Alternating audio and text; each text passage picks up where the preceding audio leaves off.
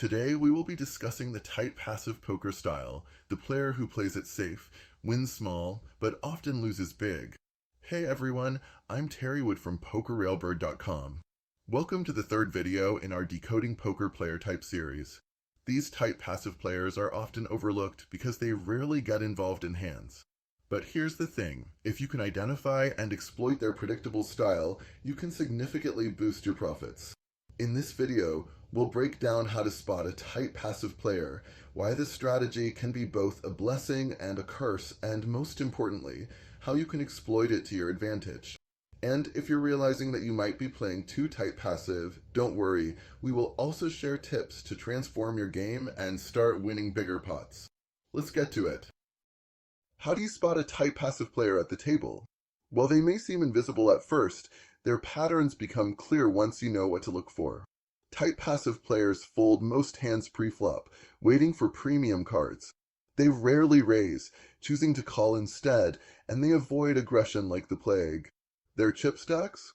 Always neat and organized, just like their cautious approach to the game.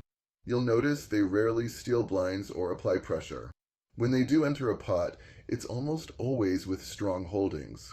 And post-flop? They're quick to fold if things get scary. Watch for subtle cues, a reserved demeanor, careful betting, and minimal table talk. Many tight passive players, especially older ones, bring a lifetime of cautious money management to the table. If you see an older player quietly folding hand after hand, chances are you've found your rock. And remember, many tight passive players buy in short, another sign they're risk-averse. Once you recognize these traits and have confirmed your suspicions, you can adjust your strategy to exploit their predictability. Not all tight passive players are created equal.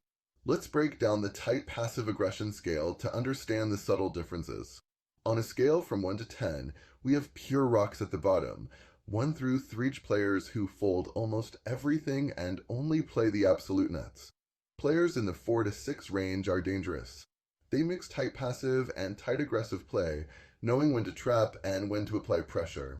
Then, you have the upper end, 6 to 8, controlled aggression.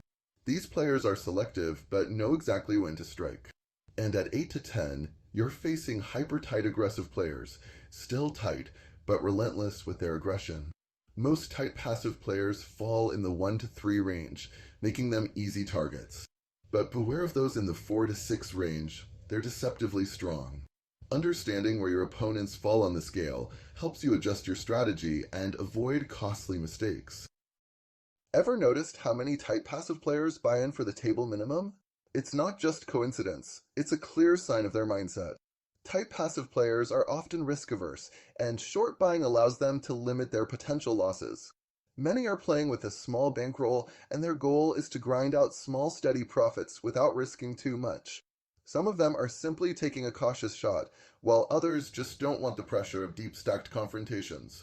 Here's the thing, when someone buys in short, they're often playing scared. And scared money doesn't win. This is your chance to exploit them. Bluff more often, steal their blinds, and apply pressure. They'll fold more than they should because they're protecting that short stack. Remember, short buy-ins from tight passive players scream caution. Use it to your advantage, and you'll find yourself picking up easy chips time and time again. While the tight passive style has its flaws, let's give credit where it's due. There are some clear strengths that make this approach appealing to many players. First, patience is rewarded in poker, and the tight passive players have plenty of that. Tight passive players wait for premium hands and often get paid off by loose, careless opponents. They also minimize losses. By avoiding marginal spots and folding often, they rarely lose big pots, helping them stay in the game longer. Another strength? They can trap reckless players. Aggressive opponents often underestimate tight passive players and walk right into their strong holdings. In wild games filled with action, playing tight passive can sometimes be the best strategy, waiting patiently while others make mistakes. But while these strengths can lead to small wins, the real question is, are they leaving money on the table by playing too cautiously? Now, while tight passive players have some strengths, their weaknesses are what really stand out and what makes them so exploitable. The biggest flaw? Predictability. When a tight passive player enters a pot, everyone knows they have a strong hand. This makes it hard for them to get action when they need it most. They also miss value. Instead of betting big with their strong hands, they often check or bet small, leaving chips on the table. Tight passive players rarely win big pots because they avoid marginal spots and aggressive confrontations. And when facing aggression, they fold too often, making them prime targets for well-timed bluffs. Another major weakness? They fail to adjust. No matter how the table dynamics shift, tight passive players stick to the same cautious approach, making them easy to manipulate. While their cautious style keeps them from losing too much, it also prevents them from maximizing value with their strong hands. And in poker, if you don't maximize your strong hands, you're not really winning. How do you exploit tight passive players and turn their cautious approach into your profit? Let's break it down. First, bluff them frequently, but with caution. Just because they are tight passives does not mean they will fold strong hands or strong draws. Take into account the actions so far in the hand, the board texture, and their place on the aggression scale.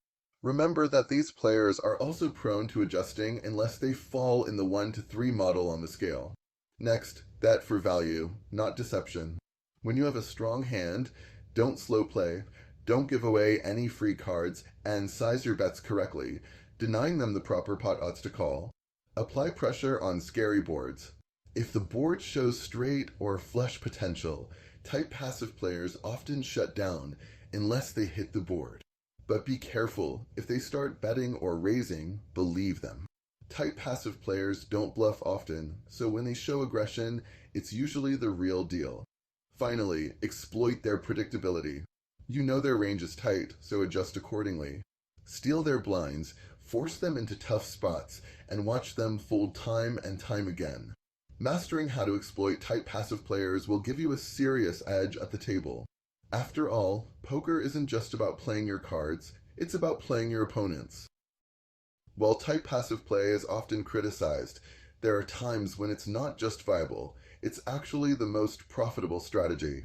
In ultra-loose, hyper-aggressive games, tight passive players can thrive.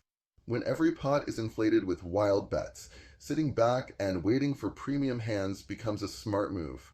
Loose aggressive opponents who overplay marginal hands are perfect targets. Instead of fighting fire with fire, let them build the pot for you and strike when you have the nuts. Tight passive play also works when deception is needed. After folding for an hour, your big bets suddenly look terrifying to your opponents. And don't forget, deep stacks favor patient play. When you wait for the right spot, you can win massive pots without taking unnecessary risks. In loose aggressive games, tight passive play lets you capitalize on the chaos. Just remember patience pays, but only if you know when to shift gears.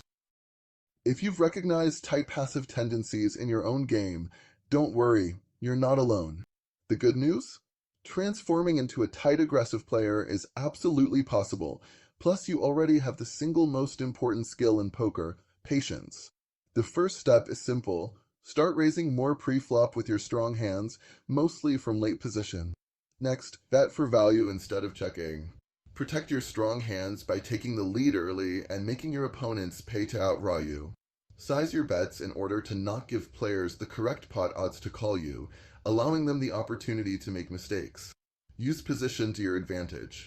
Sitting to the left of aggressive players gives you control over the action and allows you an opportunity to raise the overly aggressive players with your strong hands. This will narrow the field and improve your hand equity. Develop your card reading skills. Don't just focus on your own hand. Pay attention to your opponent's tendencies and game dynamics. And when you are not in a hand, be observant.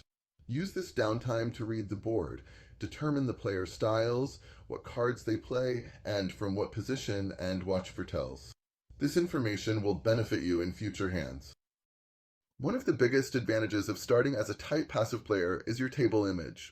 Opponents see you as cautious, and that's exactly what you can use to your profit. Slow play some of your big hands, such as a flop set on a dry board. Your tight image scares opponents, so let them do the betting for you when you have the goods. Invite opponents to bluff. If they think you're always folding, give them rope to hang themselves. Selectively, use your image to steal pots. They'll believe you have it when you make a move, because tight players don't bluff, right? And remember, selective aggression is key. Your tight image gives your bluffs credibility, so don't be afraid to fire when the game dynamics, board texture, and player tendencies are right. Poker isn't about rigid rules, it's about having the right tools and knowing when to use them. Tight passive play is one tool, tight aggressive is another. Bluffing, trapping, reading opponents, they're all tools we need to master. The key? Adaptability.